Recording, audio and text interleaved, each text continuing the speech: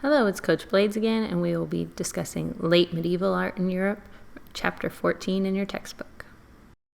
As we enter this last period before the beginning of the Renaissance, the individual artist starts to receive more recognition, and this is documented through the biography chronicles written by Giorgio Vasari. Intellectual ideals are also valued, including humanism, secularism, and individualism. Again, this is the beginning of the rebirth of the Renaissance and the revival of classical ideals. Using their skills in observation, artists begin to focus more on the natural world and reject the art customs that are somewhat stiff and formalized of the medieval area. They model their figures rather than having them look flat. We will also see the development of regional styles in city-states such as Florence and Siena. Here are the required works for this chapter. Feel free to pause the video and write them down. The required vocabulary terms for this chapter. We will begin with the Madonna enthroned with angels and prophets, painted by Cimabue. This is an example from the Florentine style, painted in tempera paint. Florentine style often used tempera. It could stand on its own and had a very large scale. In the middle, we see the Virgin Mary, and she points to Christ, showing that he's the way to salvation. This challenged major conventions of late medieval art in pursuit of the natural world.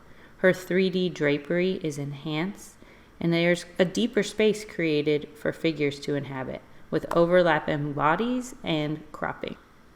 Cimabue was one of the first to break with the Byzantine style, although some things still remain. What do you see that is the same, and what do you see that is different? It needed to be a large size because it would have been seen from all the way in the back of the church as it was placed by the altar. The dominant color, still gold, represents the light of heaven. Mary is the primary figure. Often people would pray to the Virgin Mary, and maybe she would speak to God on your behalf. Down at the bottom, we see men holding scrolls. These are Old Testament prophets and predict the coming of Christ. We call this style Manera Greca, or in the Greek manner, because there is still some Byzantine influence. The figures rise from the bottom in a hieratic style. The emphasis is still somewhat flat on the forms, and there's lots of gold, even flecks of it in the drapery. But instead of being a portable sculpture, these are also very large, and the figures have weight below them. Now we look at this same subject matter, Madonna enthroned with Jesus on her lap, by Giotto, but instead some things have changed. Some things have progressed. It's still the Florentine painting style. It's made out of tempera, it stands on its own, and it's a very large scale.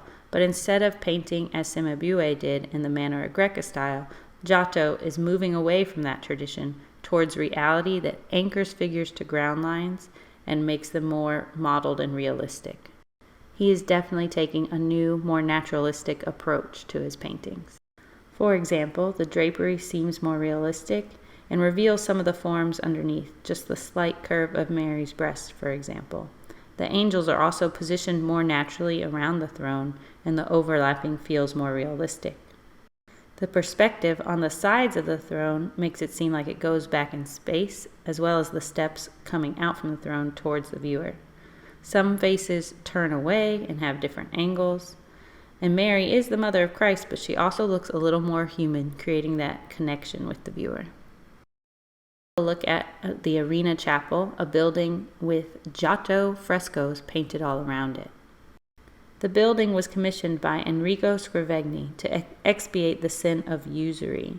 His father had amassed a huge fortune from moneylending, and he wanted to make up for that by dedicating this chapel in his name. The scenes all around illustrate biblical episodes of ill-gotten gains. Scrivegni's father is so notorious that he is even mentioned in Dante's Inferno. Different scenes of the life of Christ are featured all around the building as well, and at the bottom we see a row of fake marble and virtues and vices facing each other in a very realistic and monochromatic painting.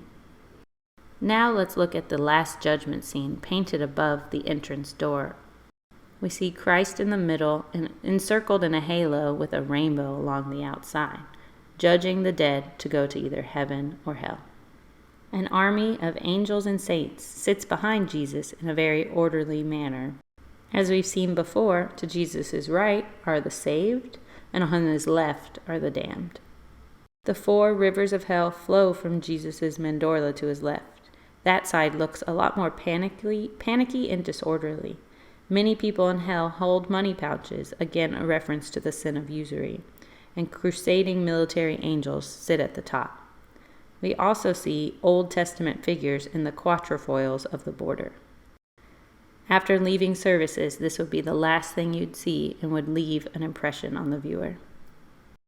Now we will look at another scene called the Lamentation. The Lamentation features Christ after he has been crucified, taken down off the cross, and being mourned by his mother and his followers. The artist helps the viewers relate to the subject matter of this piece through the composition. In the composition, he has several figures with their back to the viewer and leaves an opening for the viewer to join in. It creates a shallow stage effect, and gone are the very stiff frontal poses from Manera Greca. The Mother Mary has raised her right knee and she is supporting Jesus with her leg and her arms. Everyone has a very individual expression of grief, and each onlooker reacts in their own way. Mary Magdalene is holding Christ's feet. Angels swoop in all different directions in the sky, and Giotto uses foreshortening to help create the illusion of space. Even some of the angels are grieving as well. The composition is also different because of the sharp diagonal line in the background created by the landscape. We see a lifeless rocky slope and a barren tree, which draws the eye down to Christ. The bare tree might represent sadness and could be the tree of knowledge from the Garden of Eden.